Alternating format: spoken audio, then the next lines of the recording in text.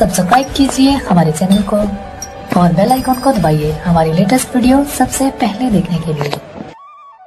नमस्कार दोस्तों, आप सभी का स्वागत है इस कहानी के दूसरे भाग में। दमनक ने पूछा, ये क्या बात कही तुमने? कर्टक ने कहा, सुनो। कर्टक ने दमनक को जो कहानी सुनाई उसका शीर्षक था अनअधिकार चेष्टा, अर्थात दूसरे के काम में हस्तक्षेप करना मूर्खता है। एक गांव के पास जंगल की सीमा पर मंदिर बन रहा था। वहां के कारीगर दोपहर के समय भोजन के लिए गांव में आ जाते थे। एक दिन जब वे गांव में आए हुए थे तो बंदरों का एक दल इधर उधर घूमता हुआ वहीं आ गया जहां कारीगरों का काम चल रहा था। कारीगर उस समय वहां नहीं थे। बंदरों ने इधर उधर उछलना और खेलना शुरू कर दिया।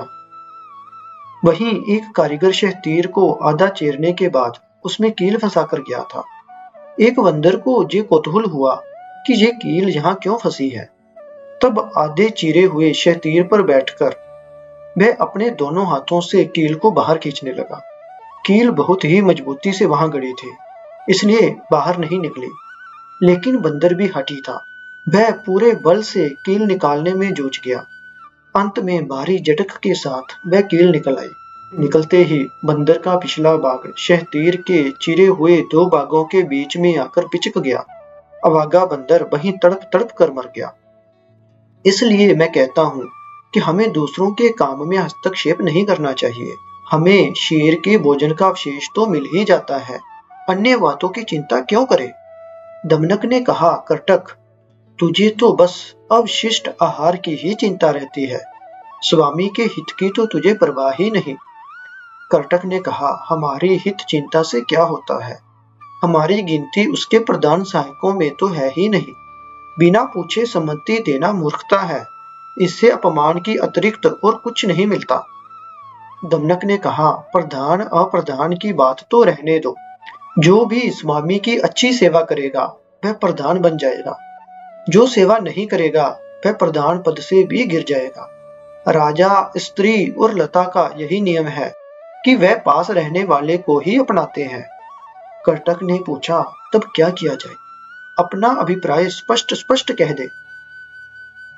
दमनक ने कहा, आज हमारा स्वामी बहुत भयभीत है। उसके भय का कारण जानकर संधि, विग्रह, आसन, संशर्य, दैदिभाव आदि उपायों से हम भय निवारण की सलाह देंगे। कर्टक ने कहा, तुझे कैसे मालूम कि स्वामी भयभीत है? दमनक ने कहा, ये जानना कोई कठिन काम नहीं। मन के भाव छिपे नहीं रहते।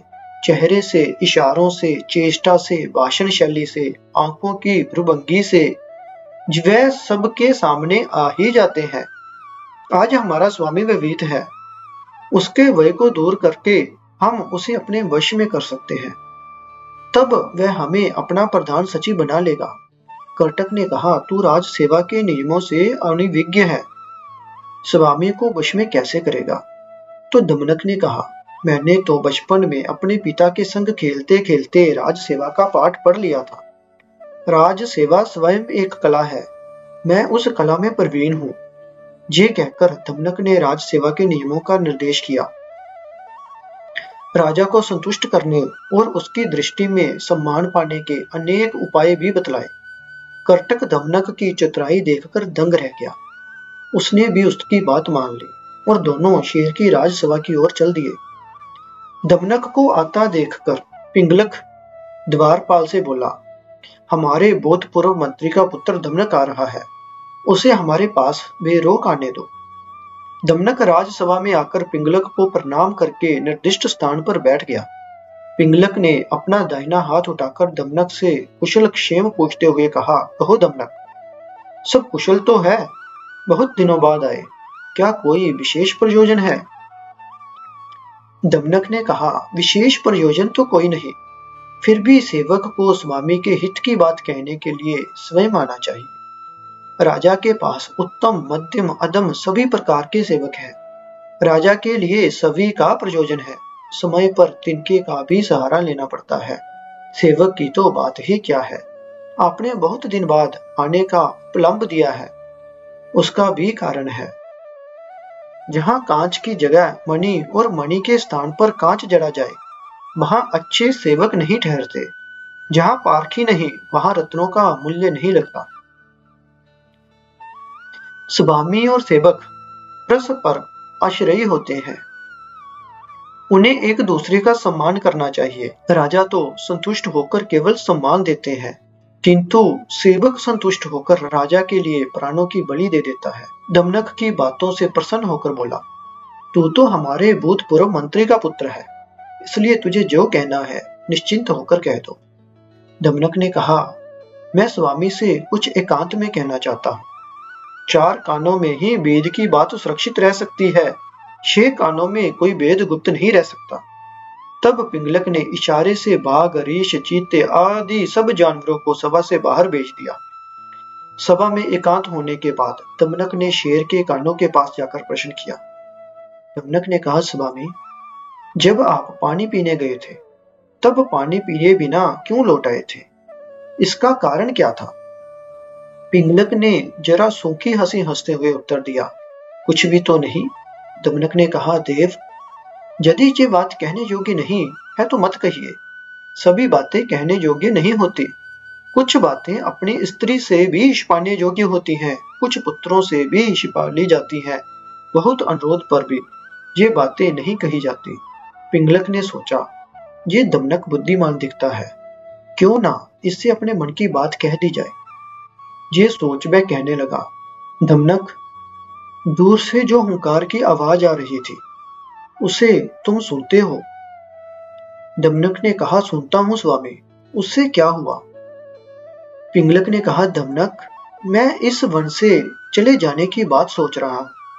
दमनक ने कहा, किस लिए भगवान? तो पिंगलक ने उत्तर दिया, इसलिए कि इस वन में ये कोई दूसरा बलशाली जानवर आ गया है। उसी का ये भयंकर घोर गर्जन है। अपनी आवाज की तरह वह स्वयं भी इतना ही भयंकर होगा, उसका पराक्रम भी इतना ही भयानक होगा। दमनक बोला, स्वामी, ऊंचे शब्द मात्र से वह करना युक्ति युक्त नहीं है। ऊंचे शब्द तो अनेक प्रकार के होते हैं। बेरी, मृदंग, पटह, शंख, काहल आदि अनेक वाद्य है, जिनकी आवाज बहुत ऊंची होती है। उनसे कौन डरता है? ये जंगल आपके पूर्वजों के समय का है, वह यही राज्य करते रहे हैं। इसे इस तरह छोड़कर जाना ठीक नहीं। ढोल भी कितने जोर से बजता है। गोमायु को उसके अंदर जाकर ही पता लगा कि वह अंदर से खाली था। पिंगलक ने कहा, गोमायु? गोमायु की कहानी कैसी है? दमनक ने तब कहा, ध्यान देकर सुनिए। गोमायु की कहानी जानने के लिए देखिए इस वीडियो का अगला भाग।